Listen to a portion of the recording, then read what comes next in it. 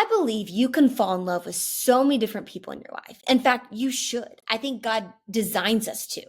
Every single season of my life, the guy that I fell in love with, they were my person for that season. I really believe that because they grew me and that relationship grew me in such a way that it set me up for that next season of life that God needed me to be grown into. But I think sometimes what we do is, a relationship that's not meant to be forever. It's meant to be for a season. We want it to be forever. And so we try to shrink it down and fit it into this box that it once fit into, but it no longer fits into because you're growing and you're changing. And so the right person at the wrong time is still the wrong person.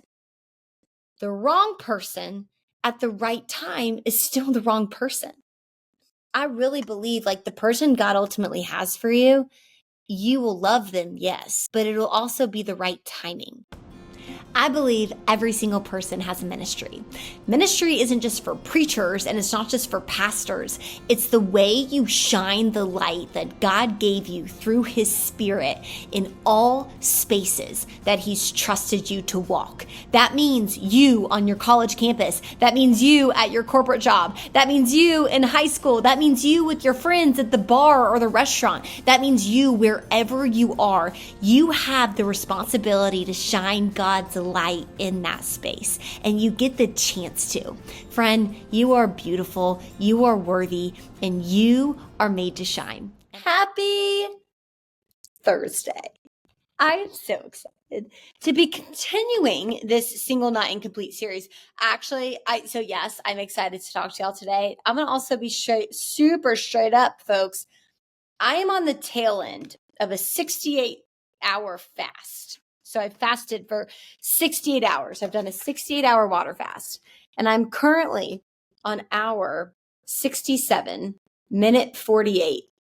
So will this episode be approximately 13 minutes? Probably, before I can go get my bone broth and pickles, because you're supposed to have pickles after you fast for that long. Fun fact. Yes, you bet your bottom pickle dollar I will.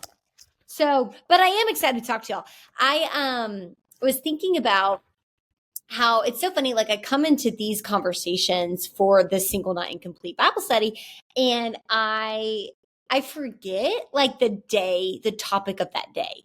So I haven't really seen it until I go back into the book and read it, because and authors say this so much, and I can personally vouch for this as an author. I forget what I write.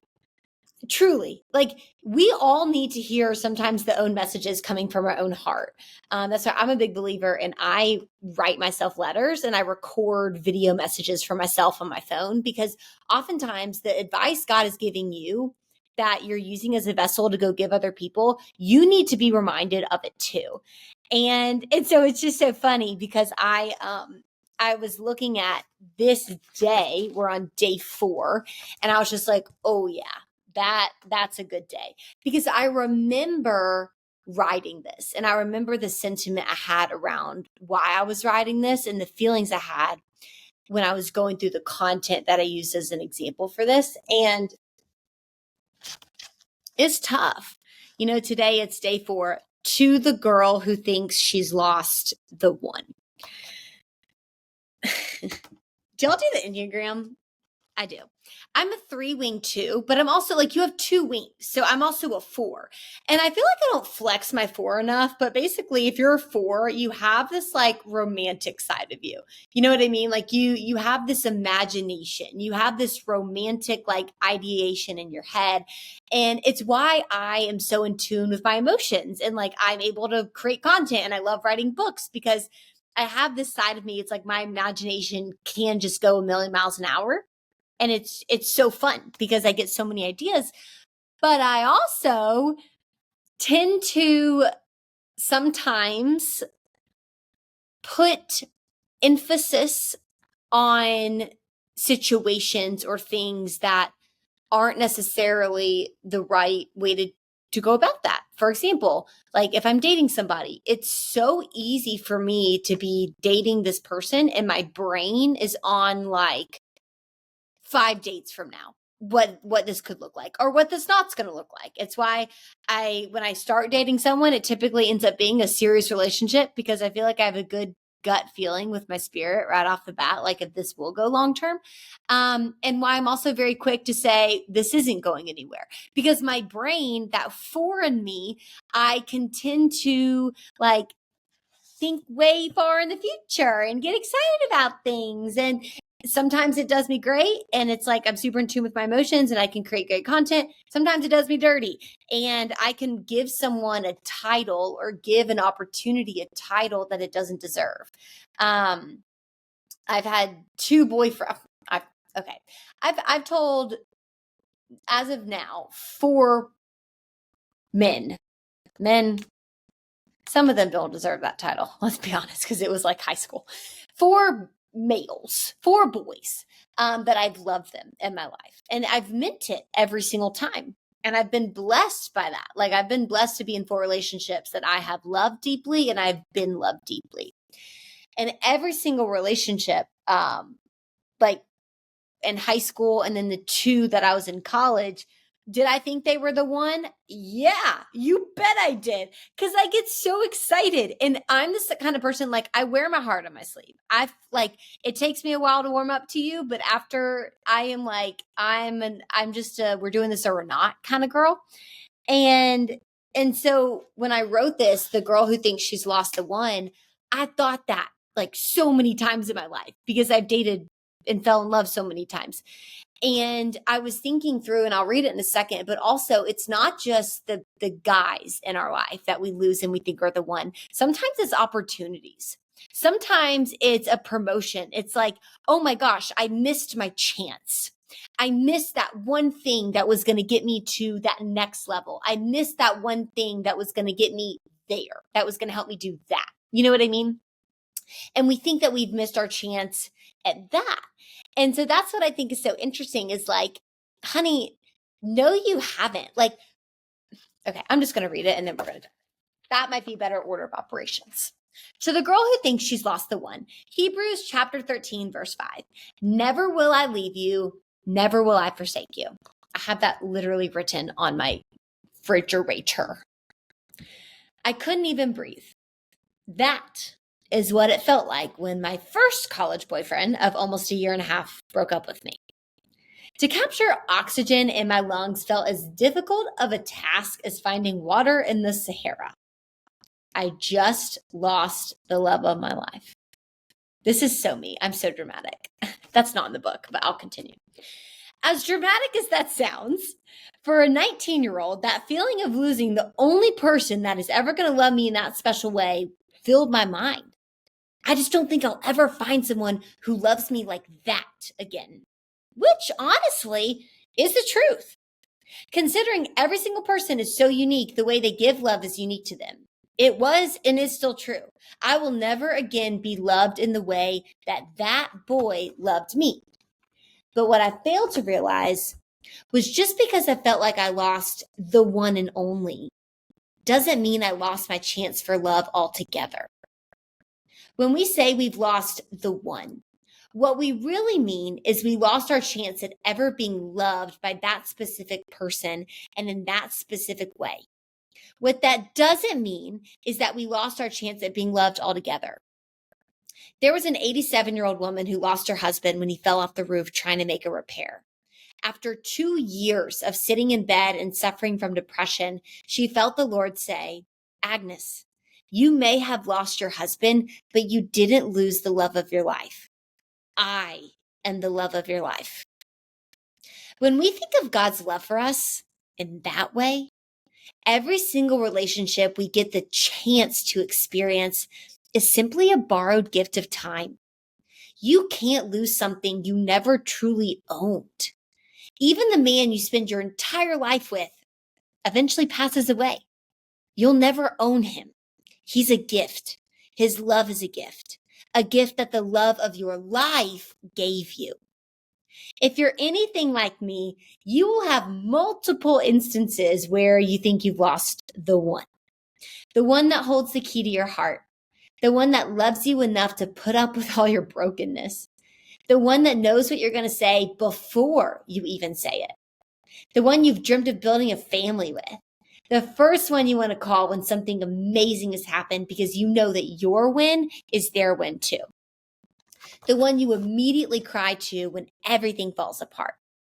There are a lot of those ones because each person you open your heart to is going to love you in such a deep and unique way, romantically or platonically.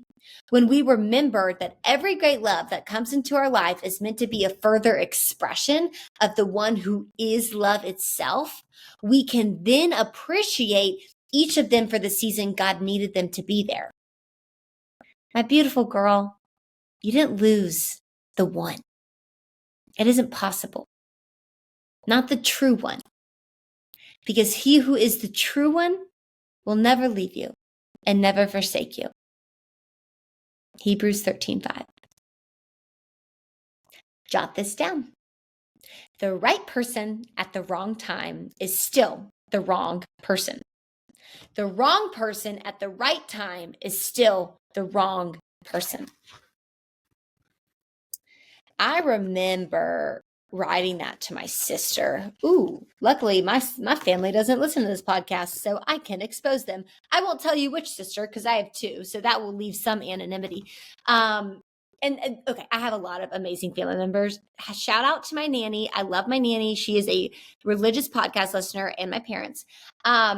But my siblings don't, so I can talk about them on here. Funny enough, I was at a wedding this past weekend, and this guy came up to me. He was like, "I love your books," and I was like, "Oh my gosh, that's so nice." He's like, "I really hope your family, like your siblings, read your books." I'm like, "Well, my siblings definitely don't, but that doesn't bother me because that gives me full permission to write about them, and they will never know." Same with this podcast. But my sister was going through a hard breakup, and she was just like, "It's just so frustrating because." We get along so great. It's literally just, it's timing. Like the timing isn't great. But I feel like I've lost my person because I can't make this timing work. And I remember listening to a Ben Stewart sermon after that. And just ironically, he was talking about timing. And he was like, friend, the right person at the wrong time is still the wrong person.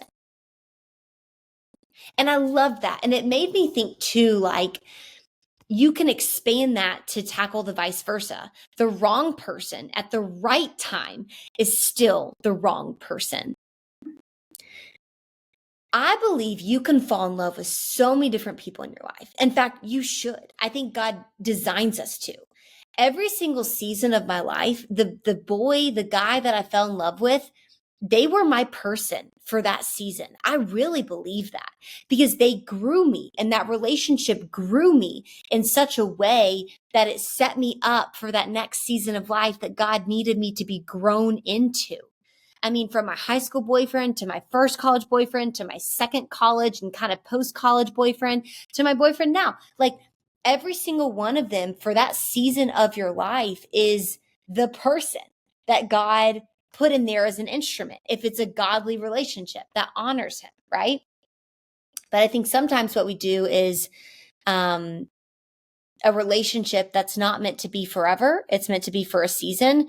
We want it to be forever. And so we try to shrink it down and fit it into this box that it once fit into, but it no longer fits into because you're growing and you're changing. And so the right person at the wrong time is still the wrong person.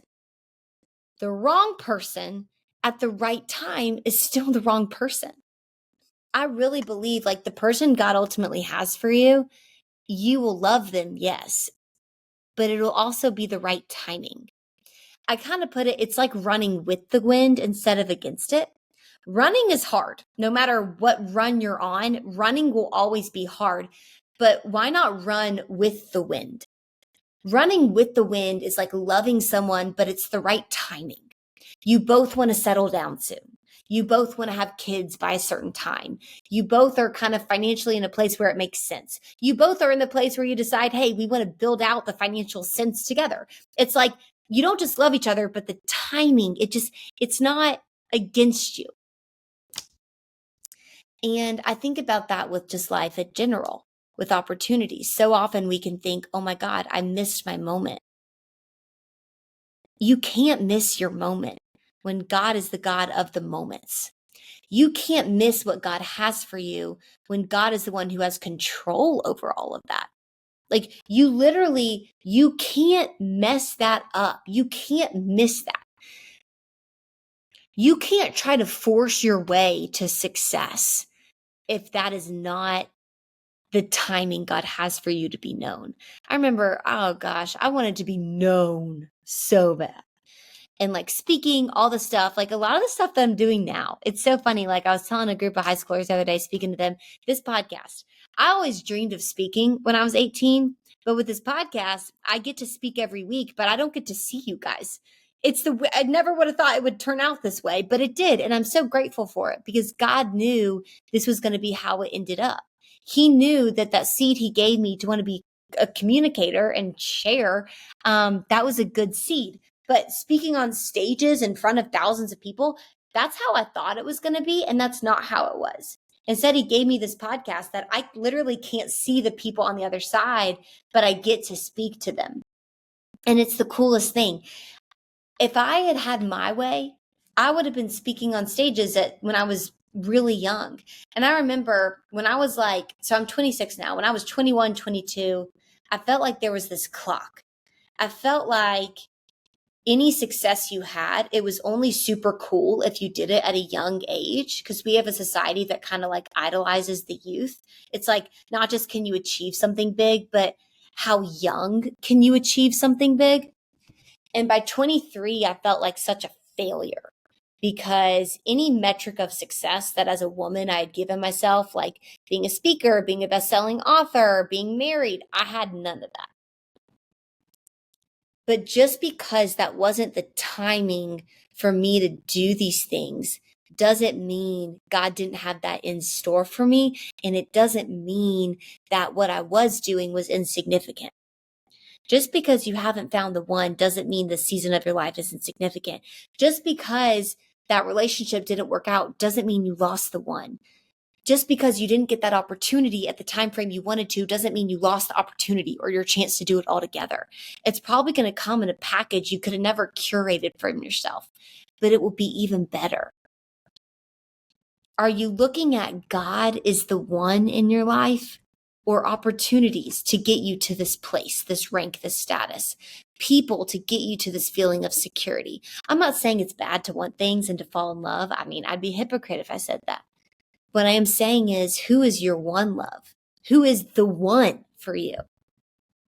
Why worship the gifts when you can worship the giver of the gifts?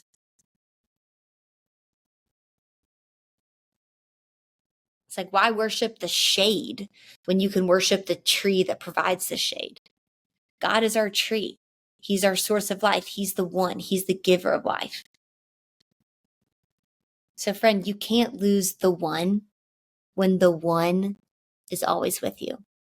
Whether that one for you right now is an opportunity that you think you've missed or messed up, or a person. You can't lose that, friend. Heavenly Father, I pray for these girls listening, and guys, the select few. I pray that you give them hearts that want you and desire you. The amount of hype we put towards finding the one in our world, that one opportunity, that one job promotion, that one rank, that one status, that one person to fall in love with, that one moment we idolize.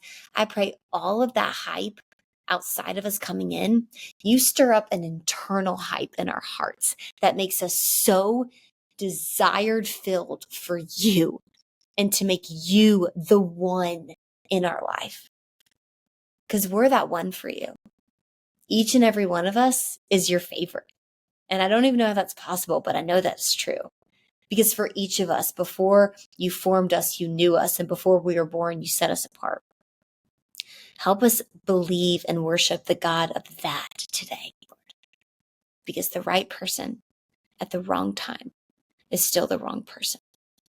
The right opportunity at the wrong time is still the wrong opportunity. The wrong person at the right time is still the wrong person. And the wrong opportunity at the right time is still the wrong opportunity. Lord, guide us to worship you so we may know who and what to follow. Amen. And I hope that this blessed you and encouraged you, reminded you that God gave you a unique light, and it is your job to shine it in this world because we need you to. That being said, if you were blessed by this message and you can think of anybody else that also needs this type of encouragement, do me a favor, hit like, hit subscribe, leave me a comment. It helps me out a lot and helps this message that I do believe God gave my heart to share with the world gets out. I hope you have such an amazing rest of your day.